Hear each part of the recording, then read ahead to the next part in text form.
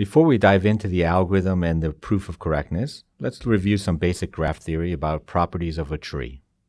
Now, to remind you, a tree is a connected acyclic graph. Here's an example of a graph on 17 vertices with a tree denoted by the blue edges.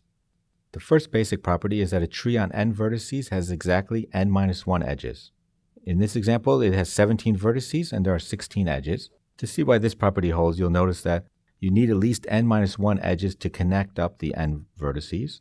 And if you have more than n-1 edges, then you'll have at least one cycle. The next property about a tree is that in a tree, there's exactly one path between every pair of vertices. Clearly, if there is zero paths between a pair of vertices, then that graph, that tree, is not connected. And also, if there are two or more paths between a pair of vertices, then we have a cycle in this graph. So it's not acyclic. So in order to be connected and acyclic, there has to be exactly one path between every pair of vertices. Now the final property is the one that we're going to use in our proof of the cut property. We're going to construct a subgraph, and we want to establish that it's a tree. How are we going to prove that it's a tree?